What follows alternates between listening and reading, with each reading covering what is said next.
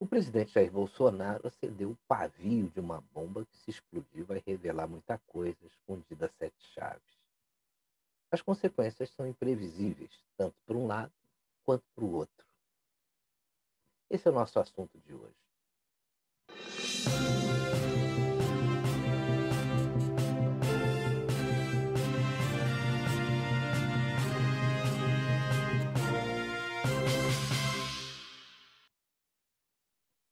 No domingo à noite, o presidente Jair Bolsonaro surpreendeu muita gente ao postar no Twitter que supostamente uma autoridade do Poder Judiciário estaria sendo chantageada para tomar decisões contra ele e sua família.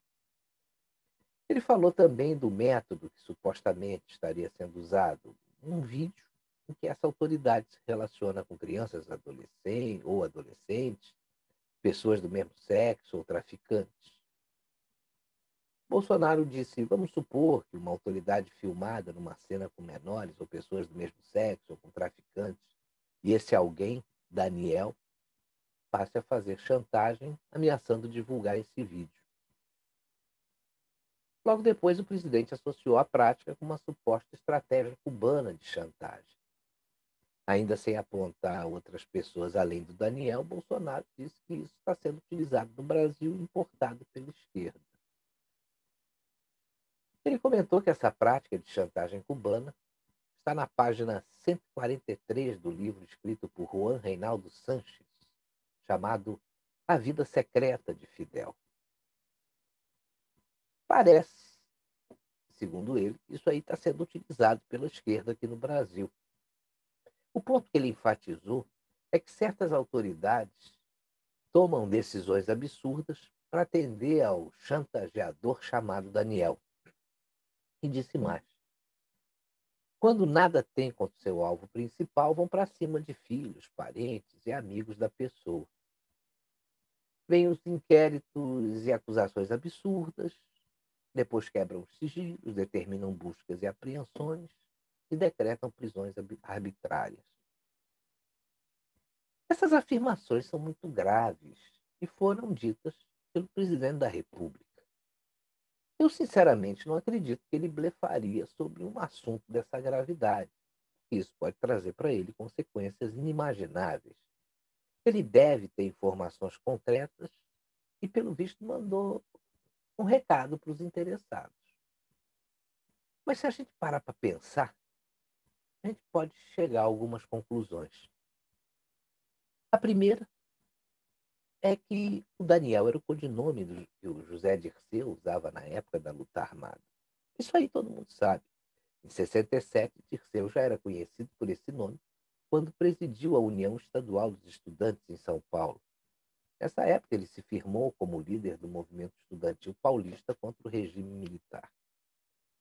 A segunda é que nos bastidores de Brasília, segundo o Jornal da Cidade Online, eu acho que a gente pode até incluir aí alguns jornalistas e políticos, já falavam de um vídeo do Lulu Boca de Viludo e de um tal de Carmen Miranda. Recentemente, o ex-deputado Roberto Jefferson, presidente do PTB, atacou os ministros do Supremo Luiz Roberto Barroso e Edson Fachin, atribuindo a eles esses codinomes. E o que me espantou logo que ele começou a falar nisso abertamente em entrevistas aí para TV e para sites de direita, é que não houve nenhuma reação dos dois ministros envolvidos. Outro ministro atacado pelo Roberto Jefferson foi o Alexandre de Moraes. Ele vive chamando de Xandão do PCC. Ora, se por muito menos prenderam um deputado federal com imunidade parlamentar, por que eles não reagiram a essas insinuações do ex-deputado Roberto Jefferson? Tem alguma coisa estranha aí. Esse quebra-cabeça aí tem mais peças. Basta a gente lembrar que em fevereiro de 2019, o ministro Gilmar Mendes acusou as milícias institucionais de terem perdido os limites.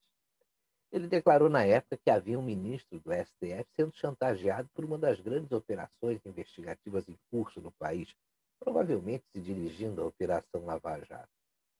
E veja a declaração do ministro Gilmar Mendes na época. Ele disse que a toda hora plantavam e plantaram que esse ministro estava delatado. Qual é a intenção? Isso é uma forma de aterrorizar, né? Porque essa gente perdeu o limite. Esse ministro virou refém deles, disse o Gilmar Mendes. E algumas outras coisas estranhas, pelo menos para mim, né? A ligação de ministros com aquele charlatão João de Deus. Um deles parece que é amigo íntimo e dois outros alegaram motivos de foro íntimo para não relatarem o caso no Supremo. Esse João de Deus foi acusado de vários crimes, inclusive crimes sexuais contra mulheres e menores, violação sexual, estupro de vulneráveis e por aí vai. Ele está preso. Mas quem são esses ministros que, de alguma forma, parece que têm ligações com esse crápula? Gilmar Mendes e Luiz Fux se declararam impedidos, e essa decisão está amparada no Código de Processo Civil, que prevê que um juiz pode alegar o foro íntimo para não julgar determinada causa, sem a necessidade de declarar as suas razões. Outro que também teve ligações com João de Deus é o ministro Luiz Roberto Barroso. Várias fotos dele abraçando João de Deus já foram publicadas nas redes sociais. Agora tem uma outra coisa, né? O Barroso já foi também advogado do assassino Cesare Battisti, protegido pelo ex-ministro Tarso Genro e pelo próprio ex-presidente Lula. E isso sem contar aí também da simpatia de uma grande parte da esquerda brasileira. Se você juntar isso tudo, aquela declaração do José Dirceu, em que ele disse que até o final de 2021 nós temos que tomar o poder, que é diferente de ganhar uma eleição, isso que o presidente disse parece que faz sentido. Mas eu repito aqui, eu acho que o presidente Bolsonaro não soltaria uma informação dessa se ele não tivesse muito bem calçado. Veja que esse pessoal que quer o impeachment, a saída do presidente a qualquer custo, utiliza a dúvida como arma. Eles não encontraram nada de concreto para acusar o presidente desde a época da sua candidatura. A estratégia é a seguinte: levantam boatos para tentar deixar o presidente diante de um dilema. Bolsonaro pode negar e provar que tudo foi boato, mas eles conseguem deixar no ar uma suspeita, né? E essa suspeita permanece. E até uma parte das pessoas que votaram nele aí começa a pensar em apoiar outro candidato. Depois vem aquela narrativa, né? Pô, por que tanto desespero aí para se defender? Olha, bem capaz desse boato ter um fundo de verdade. E por aí vai. Agora, se o presidente optar pelo caminho mais fácil, que é ignorar os boatos e as mentiras que falam sobre ele, as dúvidas que não foram refutadas vão aumentar. Quando se espalha um boato com eficiência e eficácia, você enfurece e desestabiliza o alvo, que ao se defender pode acabar cometendo alguns erros.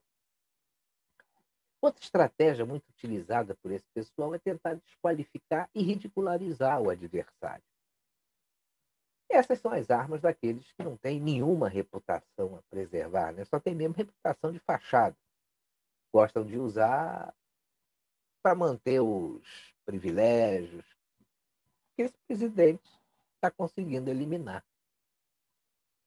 Bolsonaro sabe disso e parece que descobriu os segredos não revelados de alguns que tentam derrubá-lo. Essa guerra está só começando.